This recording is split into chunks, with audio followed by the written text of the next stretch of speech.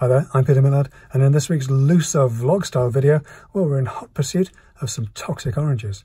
That's coming up next.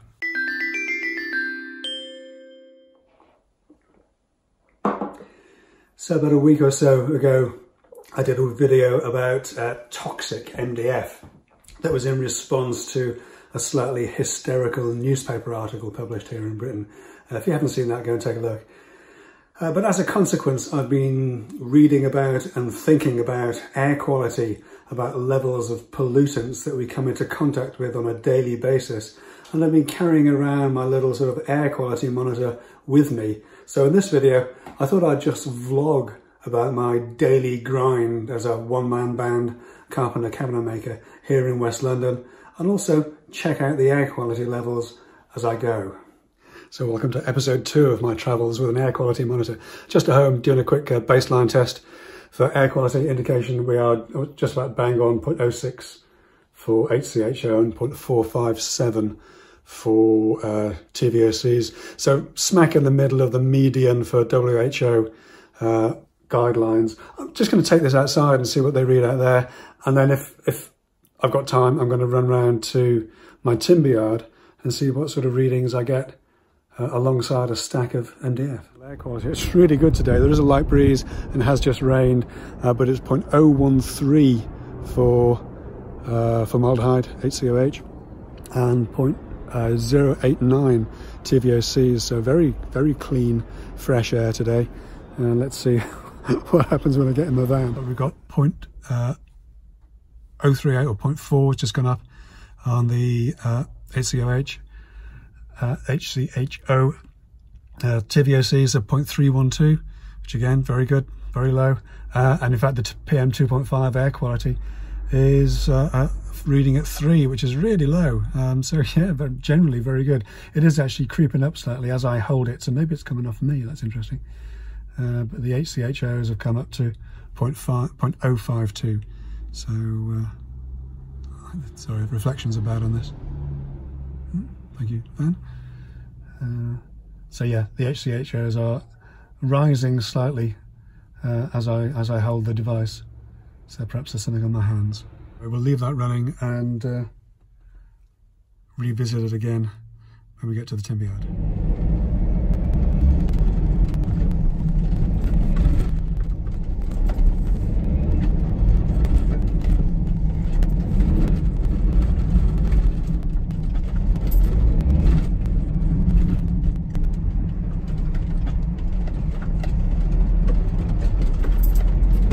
I'm just down in my timber yard and been here for a couple of minutes and letting my air quality monitor settle itself.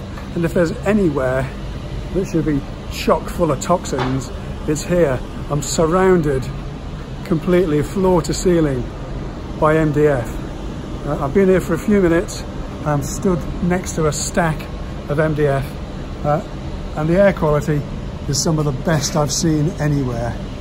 0.030 on the HCOH and 0.240 on the TVOCs. We'll give it a minute, we'll leave that to settle and we'll see what happens, because it is rising slightly.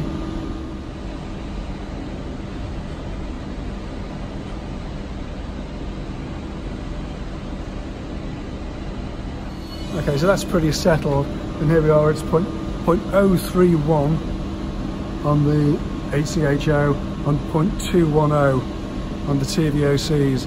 That's really, really low. Remember, 0.005 on the HCHO is the Californian Air Resources Board target. 0.030 is the naturally occurring level of formaldehyde, and we're 0.032, so we're barely above that. And I am literally surrounded by a stack of MDF, which is supposed to be the horrible, terrible, toxic nightmare that we're running in fear of.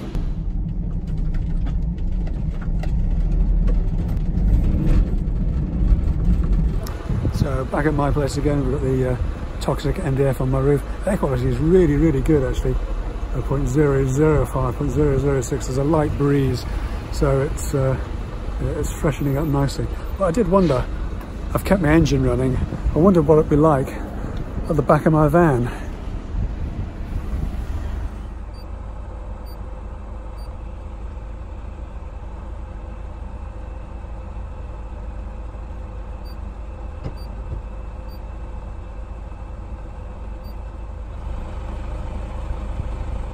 So there's an answer for you. Literally a couple of minutes at the back of my van with the engine running, and the levels are literally off the chart. Well, not quite, but PM 2.5 of 40, 1.4 for the HCHO, and 9.999 for the TVOCs. So I think we're at the stage where it's quite likely that the van that drives your MDF to a site produces more emissions than the MDF is ever likely to do.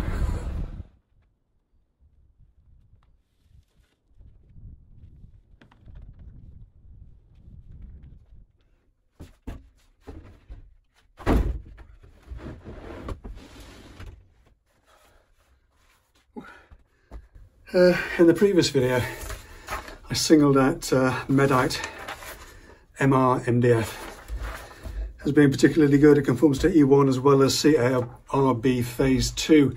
As I said earlier on in this video, I've been doing a lot more reading and thinking and reading about this stuff generally, and it turns out that all of Medite's MDF, not just the MR, they all comply or exceed with the CARB Phase 2 levels, which is pretty impressive. So you don't just have to stick to MR, although it is a particularly good quality board.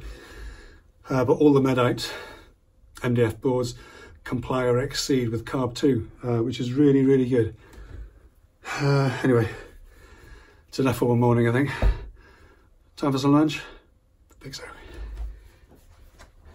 So I just popped home for a sandwich after this morning's little escapade, and as is my habit, I tend to leave the air quality monitor running. So 0.0, where are we? 0.05 for HCHOs and 0.4 for TVOCs.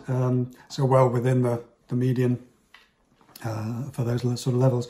I came across a report in the week that discussed naturally occurring formaldehyde levels in fruit and vegetables, and me and Andy Mack, my podcast partner, Gosforth Handyman on YouTube, we're discussing this in episode 21, first episode of season 3 of the Measuring Up podcast, which is out on Monday. But I just thought, while we're here, I'm about to finish my lunch off with an orange, and oranges apparently have quite high levels of naturally occurring formaldehyde. So I just thought I'd have an orange and see the effect that that had on the actual air quality monitor. In fact, let's move you down a little bit. Oops. We're at 0.5. Wobbly. 0.54 in the HCHO and 0.37 in the TVOCs. And let's see what an orange does to that.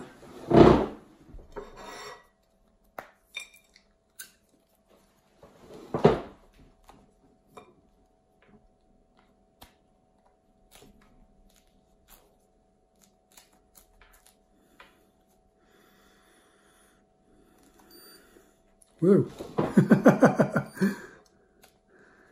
Okay. So hang on.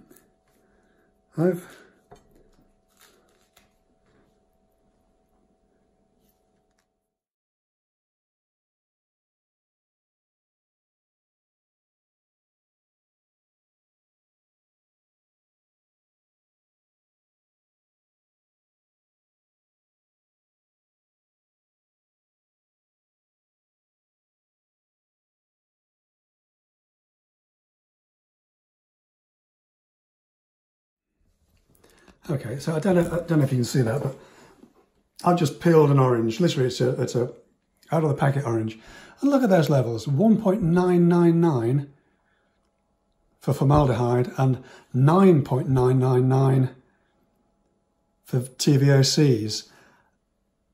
I mean, that's unbelievable from a piece of fruit, and worth fretting about levels of formaldehyde that come out of MDF. That is unreal. It's dropping now, and I've moved the move the monitor away from the fruit. What are we at? 1.6. It's probably smelling me actually because I've got it in my hands. Let's move this to another room. See what happens. That's unreal. I mean, you know, I expected something to happen because of what I've read in this report about the levels of formaldehyde in oranges, naturally occurring formaldehyde, but I didn't expect anything like that. So the total VOCs are still set crazy high. That's as high as it was behind my van. My van, incidentally, is just at its MOT, so it's fully legal and fully compliant with the current regulations. I wonder if there should be regulations for oranges. Okay, so I've taken the air quality monitor outside. You can see the levels falling dramatically. TVOCs 3.6, 3.5, dropping all the time. HCHO, I keep saying that wrong, HCHOs 3.97, 2.97. It's really hard to read 2.97. And there we are. As we're out of the toxic kitchen, those levels are coming down spectacularly.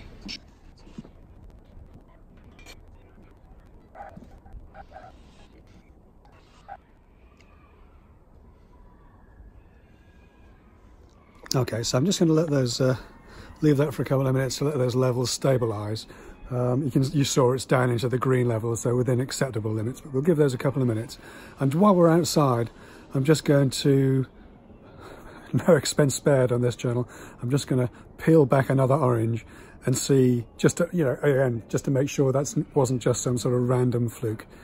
Give me a minute. So the sun's come out, of course it has, just to play havoc with the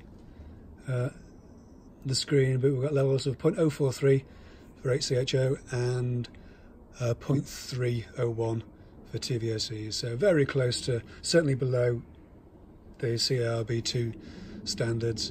And I have the offensive piece of fruit here, and I'm just going to unpeel this. I'll do this just behind where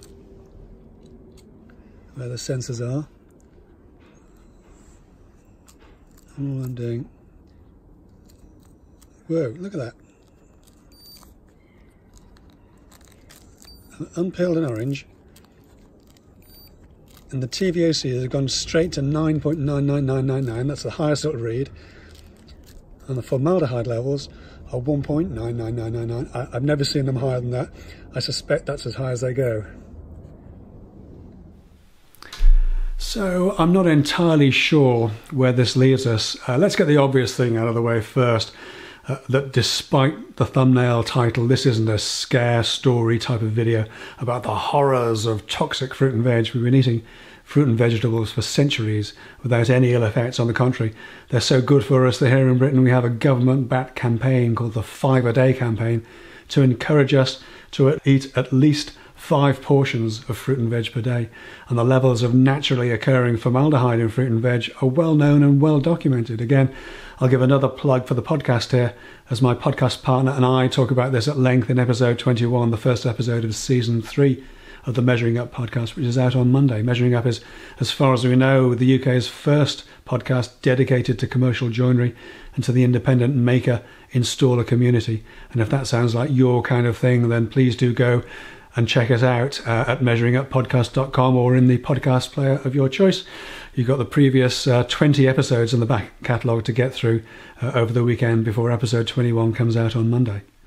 But yeah, I don't really know where we go from here, to be honest. I do feel that we seem to be edging towards a world where we're scared of our own shadows, and one where we seem to be trying to legislate away all potential risks, when in reality, as we've seen today, the simple act of peeling an orange appears to be enough to send formaldehyde and VOC levels off the scale on my little handheld meter, exceeding the WHO guidelines spectacularly, and in particular the CARB Phase 2 target standards by a factor of almost 40 times. Now, I'm just a simple bloke who joins bits of wood together with glue and screws, but it appears to me that on the one hand we have responsible companies like Medite producing boards that are fully compatible and fully compliant with the most stringent of standards, and responsible makers and installers like us using them. But on the other hand, we have naturally occurring levels of formaldehyde in foods and beverages that we actually eat and drink that make those target values look like a fantasy. And I just don't know, I don't understand what it is we're shooting for here. As per the previous video, I don't have any answers for this. All I can do is ask perhaps pertinent questions in a hopefully non-hysterical way. And I'm going to leave it there for today. I think I'll have to be honest. If these videos get any longer, I'll have to change the name of the channel. But that's it for this week. Thanks so much for watching, and I'll see you next time. Take care.